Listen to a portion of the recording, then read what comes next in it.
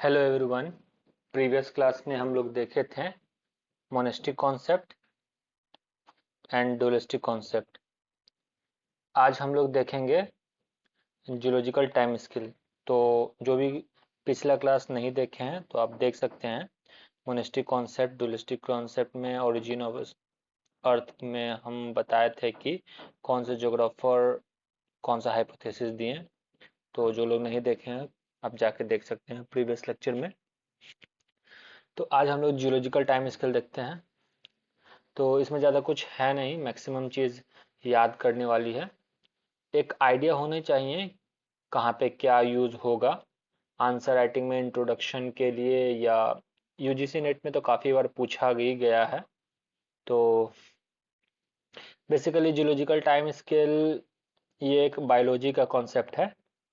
तो हम लोग इसे ज्योग्राफी में यूज़ कर लेते हैं क्योंकि ज्योग्राफी जो है एक साइंटिफिक सब्जेक्ट है।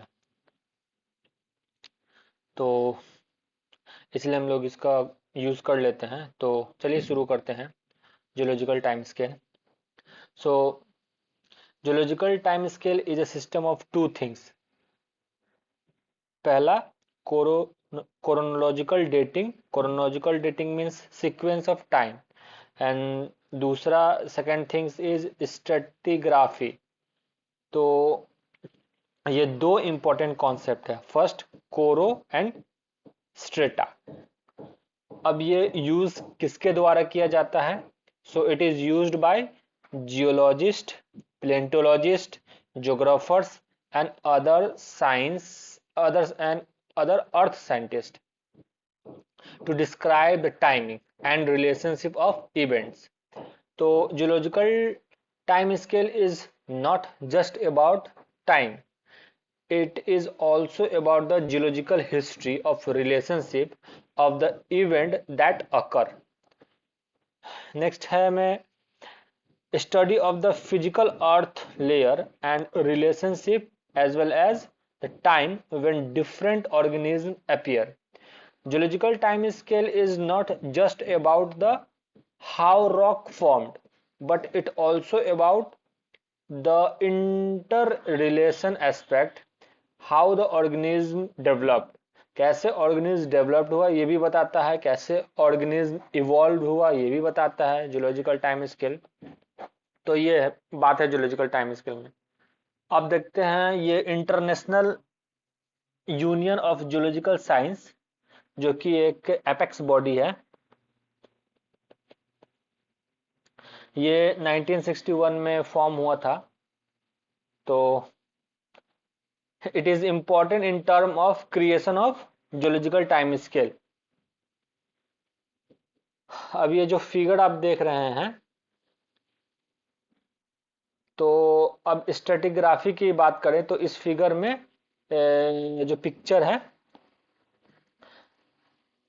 इसमें लेयर देख रहे हैं सेडिमेंट का, जो कि डिफरेंट टाइम पीरियड को दिखा रहा है। ये लेयर पूरा ये डिफरेंट टाइम को दिखा रहा है। तो ये कौन करता है इसको स्ट्रेटिग्राफी? तो ये आईसीएस करते हैं, इंटरनेशनल कमीशन ऑन स्ट्रेटिग्राफी। ठीक है, क्लियर है यहाँ तक? अब आगे बढ़ते हैं हम लोग। तो अब आता है कि एरा, पीरियड, एपॉक क्या होता है, तो उस पर हम लोग डिस्कस करेंगे और साथ साथ याद करते रहते हैं। अब बता सकते हैं कि आप में से कौन कौन को ये याद करने में प्रॉब्लम होता है, किसको किसको। तो इसको हम लोग बहुत इजी तरीके से देखेंगे ट्रिक के माध्यम से।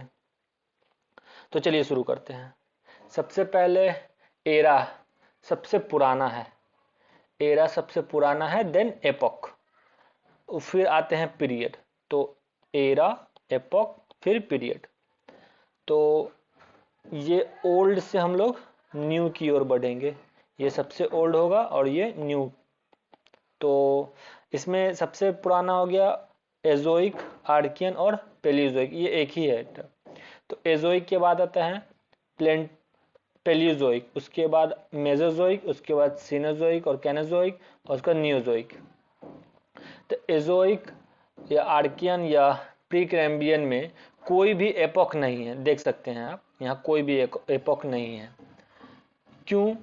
क्योंकि यहाँ कोई भी लाइफ फॉर्म नहीं हुआ, ना ही समुद्र में ना ही लैंड पे, मतलब न जल में कोई लाइफ फॉर्म हुआ है न थल पे कोई लाइफ फॉर्म हुआ है। जीवन का सबसे पहले शुरुआत समुद्र में हुआ था, वो भी गर्म समुद्र में, यूनिसेलुलर ऑर्गेनिज्म के रूप में। फिर धीरे धीरे लाइफ आगे डेवलप्ड हुई। वैसे आप लोग चाहें तो ध्रुव राठी का यूट्यूब चैनल है, उस पर इवोल्यूशन सीरीज करके वो बना रहे थे, अभी तो नहीं बना रहे हैं, तो आप चाहे तो वो वीडियो का सीरीज देख सकते हैं। काफी कुछ सीखने को आपको मिल सकता है वहां से।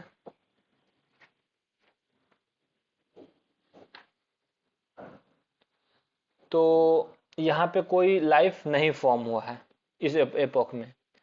तो अब यहाँ से आते हैं तो प्राइमरी, सेकेंडरी, टर्शरी, क्वाटनरी, इसमें इसको याद करने में ज़्यादा कुछ प्रॉब्लम नहीं है, ये तो क्लियर ही हो जाएगा। तो थर्ड नंबर पे आते हैं तो टाइम पीरियड, कलर कोड से देख रहे होंगे ये पीरियड किसका क्या कलर है। तो एजोइक में 2 पीरियड आते हैं, एजोइक या आर्कियन में 2 पीरियड आते हैं, एक आर्कियन एक प्री कैम्ब्रियन। इनके हिंदी नाम भी हैं, लेकिन हिंदी नाम याद करना थोड़ा मुश्किल है, आप बुक्स में देख सकते हैं इसका हिंदी नाम। तो अब आते हैं पेलियोजोइक।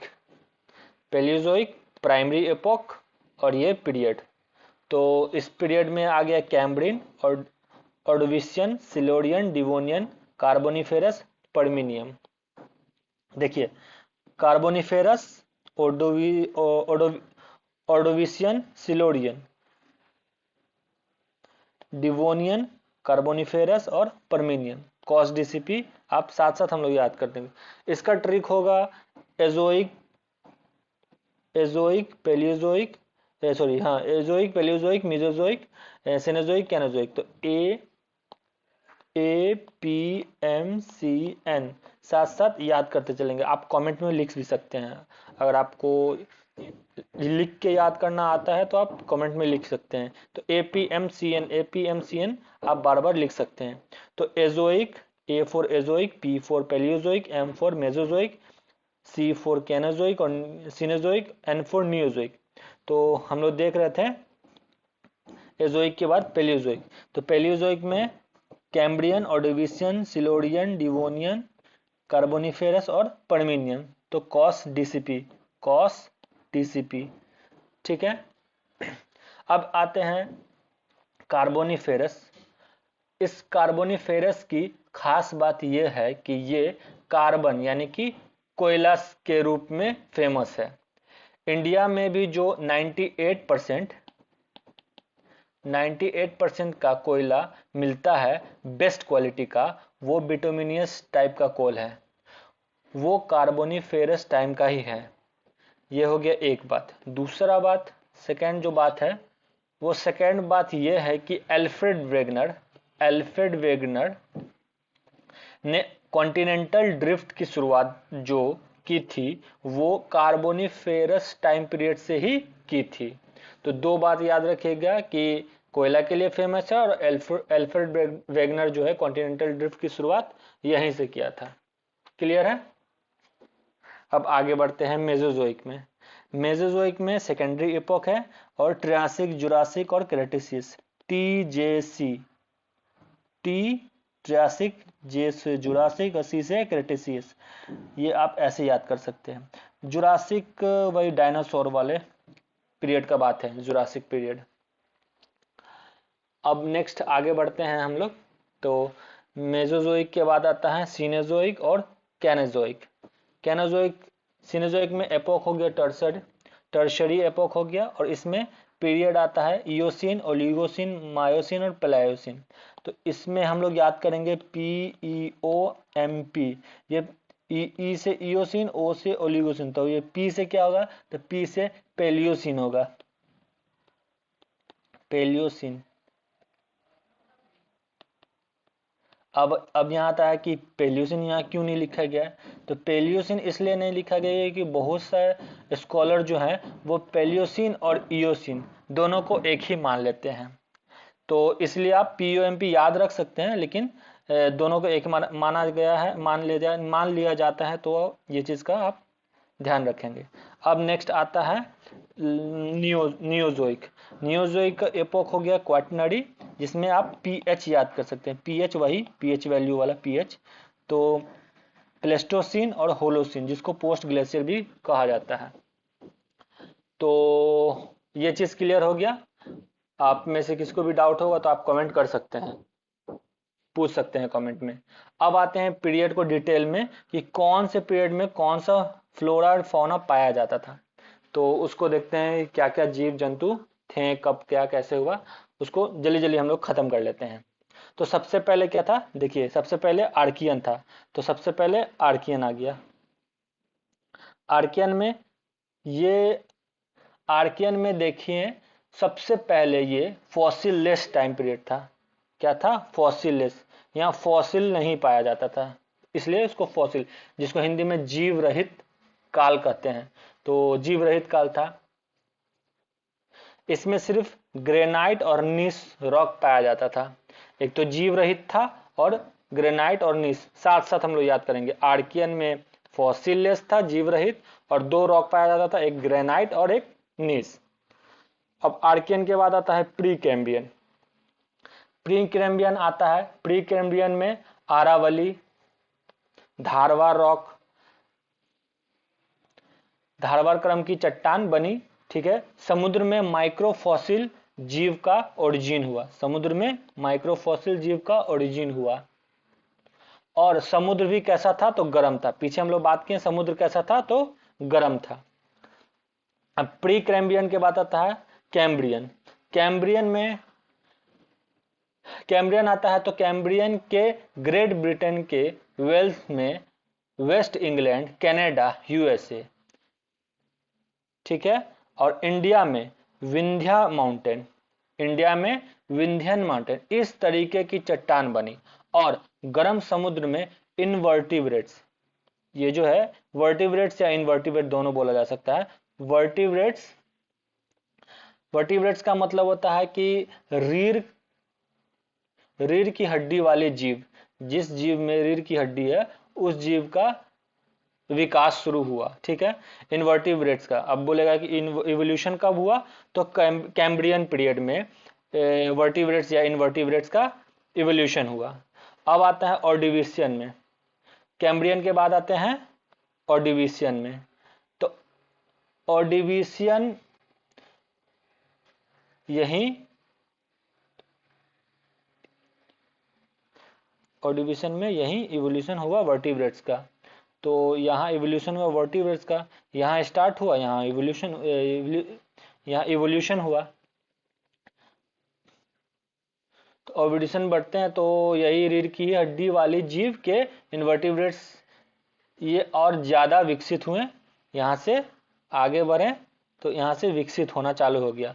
तो इसलिए यहाँ एज ऑफ वर्टिब्रेट्स लिखा है। यहाँ इतना विकसित हो गया सिलोडियन में कि इसको एज ऑफ वर्टिब्रेट्स भी कहने लगे आगे आते आते। ठीक है, क्लियर है। एज ऑफ वर्टिब्रेट्स, तो एज ऑफ वर्टिब्रेट्स कब आया, तो सिलोडियन में, ये याद रखेंगे आप।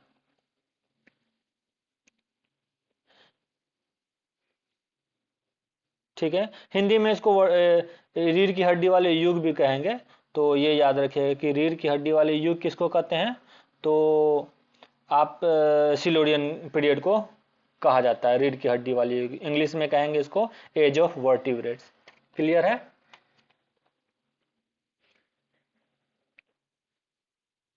अब आते हैं डिवोनियन में। डिवोनियन पीरियड, सिलोडियन के बाद डिवोनियन। यहां लिखा हुआ एज ऑफ फिश। जब डिवोनियन आता है तो फिश की संख्या और ज्यादा बढ़ जाता है। इसलिए एज ऑफ फिश कहते हैं। देखिए एज ऑफ वर्टिब्रेट्स किसको कहते हैं, तो सिलोडियन को कहते हैं। और एज ऑफ फिश किसको कहते हैं, तो डिवोनियन कहते हैं। साथ साथ हम लोग याद करते जाएंगे, और जिसको प्रॉब्लम हो रहा तो वो कमेंट में लिख सकते हैं, आपको साथ साथ याद भी हो जाएगा। जो शार्क हमें दिखाई देती है उसका एंशियंट वो इसी टाइम का है, इसी टाइम में डेवलप हुआ था। ये चीज क्लियर हो गया। अब आते हैं डिवोनियन के बाद कार्बोनिफेरस। ठीक है, एज ऑफ एम्फीबियंस। तो एम्फीबियंस किसको कहते हैं? ये चीज एम्फीबियन मतलब जो जल में भी रह सकता है और थल में भी रह सकता है, जो जमीन पे भी रह सकता है और पानी में, उसी को एम्फीबियंस कहते हैं। और एज ऑफ एम्फीबियंस किसको कहते हैं? यही कार्बोनिफेरस। अब आगे बढ़ते हैं, कार्बोनिफेरस आता है। ये कार्बोनिफेरस काफी इंपॉर्टेंट है। पहली चीज ये है कि इसे एम्फीबियंस आपको समझा दिए कि मीनिंग एम्फीबियंस का कि जो जल में थल में दोनों रहता है उसको कहते हैं। इसका एज ऑफ एम्फीबियंस हो ही गया क्लियर। और सबसे पुराना कोल है जो कि कार्बोनिफेरस का ही है। पीछे हम बताए भी थे पिछले स्लाइड में आपको। कार्बन मीन्स कार्बोनिफेरस होता है, ये भी आपको बता ही दिए थे। कार्बन्स मिलता है काफी मात्रा में यहाँ। और भारत का जो 98% कोयला है, जो लिखा हुआ है भारत का, वो 98% कोयला कार्बोनिफेरस को बिलोंग करता है, जो कि बिटुमिनस टाइप का है। पिछले स्लाइड में भी हम बता ही दिए थे। क्लियर है यहाँ से कार्बोनिफेरस पीरियड। अब रेप्टाइल का भी इवॉल्व हुआ ये इस एरिया में। चलिए, ये तो लिखा ही हुआ है आप। प्लस अल्फ्रेड वेगनर वाला भी बात आपको बोल ही दिए थे पिछला, कि कार्बोनिफेरस में अल्फ्रेड वेगनर इसी समय अपना कॉन्टिनेंटल ड्रिफ्ट इसी टाइम में चालू किए थे। ठीक है, अब आते हैं परमिनियम में। तो परमिनियम में high mountain were form due to great tectonic movement. Clear है। आगे बढ़ते हैं तो ट्रैसिक आता है। ट्रैसिक किसका है? ट्रैसिक इसी का है, मेसोजोइक का, जो कि सेकेंडरी इपोक है। तो ट्रैसिक में आते हैं तो ट्रैसिक एज ऑफ रेप्टाइल कहते हैं। देखिए यहाँ पे एज ऑफ रेप्टाइल लिखा हुआ, यहाँ पे यहाँ रेप्टाइल इवॉल्व हुआ। कहाँ इवॉल्व हुआ है? कार्बोनिफेरस में। और एज ऑफ रेप्टाइल किसको बोलते हैं? तो ट्रियासिक को बोलते हैं। रेप्टाइल मतलब रेंग के जो जीव चलते हैं। और दूसरा है कि गोंडवाना क्रम की चट्टान इसी समय बनी थी इंडिया में। ट्रियासिक टाइम गोंडवाना क्रम की चट्टान बनी थी इसी टाइम इंडिया में। यह चीज ट्रियासिक तक क्लियर हो गया मेरे हिसाब से। अब आते हैं जुरासिक। जुरासिक है डायनासोर युग, आपको पता है। तो जुरासिक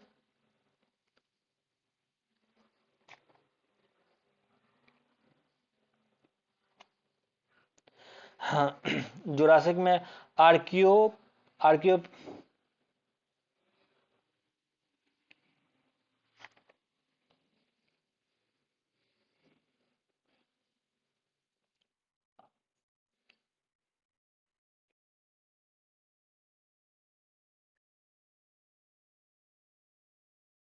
जुरासिक में आते हैं तो आर्कियोट्रिक्स, वही जुरासिक जो डायनासोर के लिए फेमस है। आर्कियोट्रिक्स का इसे युग कहते हैं। आर्कियोट्रिक्स का मतलब जो उड़ जो उड़ भी सकता है, और मतलब जो स्थल और वायु दोनों में उड़ भी सकता है और जमीन पर रह भी सकता है, उसकी उसी को आर्कियोप्टिक्स रिक्स बोलते हैं। क्लियर है, जो दोनों जगह चलता है। और इसे डायनासोर युग भी कहते हैं। ये dinosaur first time flower were evolve, इसी टाइम में फर्स्ट टाइम फ्लावर इवॉल्व हुआ था। क्लियर है। अब आते हैं क्रिटेशियस पीरियड में। क्रिटेशियस पीरियड में रॉकी एंडीज ये सब बनना शुरू हुआ इसी टाइम में, क्रिटेशियस पीरियड में। टर्सरी और Alpine mountain, Rocky Andes, Alpine Himalaya etcetera, ये पेनिनसुलर इंडिया भी इवॉल्व हुआ इसी टाइम में। Thick with thick basaltic lava, ये क्रिटेशियस पीरियड के टाइम ही हुआ था।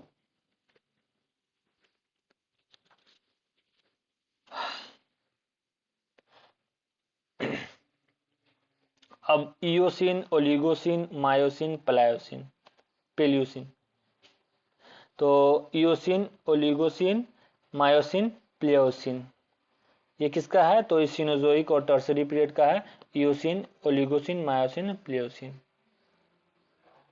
तो इयोसिन में ट्रांस हिमालय का समय था, इंडिया और Atlantic ocean were extend due to sea floor spreading.